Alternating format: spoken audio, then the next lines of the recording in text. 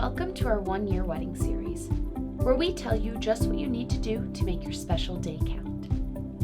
In today's video, we will cover everything you need to do 10 months before you walk down that aisle. For the past 2 months, you've been looking at venues and finalizing your budget. You just started the wedding planning process. There's a lot that's got to happen this month. So, we'll be splitting month 10 into 2 parts. Today's video will be on the guest list.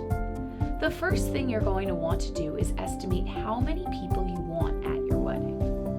Do you want a small, average, or large wedding? The average wedding size is 150 people, but some people just decide to only invite intimate family. No matter how many people you want at your wedding, just estimate a ballpark figure so you can get quotes from vendors and caterers. Be sure to take your budget and venue into account when thinking about how big or small your wedding will be. It's common knowledge to know that the more people attend your wedding, the more it will cost and the less space there will be. If you can't afford 200 people or the venue can't hold 200 people, then don't invite 200 people.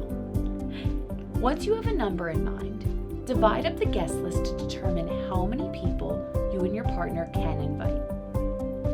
Common ways to divvy up the invites is in halves or fourths. Half to you and half to your fiance. And if your parents have any say in invitations, then 1/4 to you, 1/4 to your parents, another 1/4 to your partner, and the final 1/4 to your partner's parents. This way, everyone gets a fair amount of people that they can invite.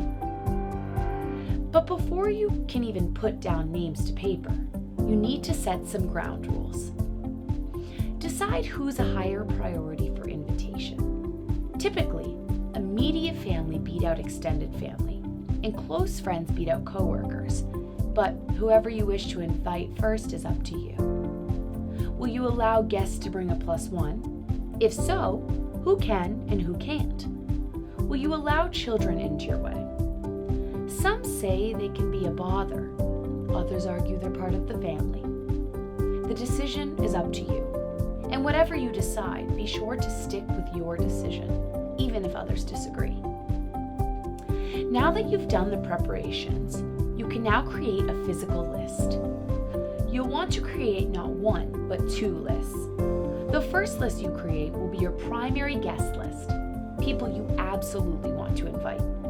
The second guest list will be your backup list, for people who you'd like to invite but don't have the space or money to accommodate them. Should someone on your primary list not be able to make it, you can invite someone off of your backup list. But before you send out invitations, make sure your primary list isn't inviting more people than your venue can hold. Assume that roughly 20% of guests won't be able to attend, and edit your list down to an appropriate size. After all of that, you're prepared to send out those invites. Invites are typically sent out 2 months before the wedding. That way, your guest will have plenty of time to put your wedding into their schedule. Plus, now you've got time to order your invitations. Today, we covered the steps to assembling your guest list, and on our next video, we'll talk about everything you should be doing to find and book your venues, photographers, and more. For more information, check out our website at EventDone.com for detailed articles on everything we covered here. Good luck and happy wedding planning.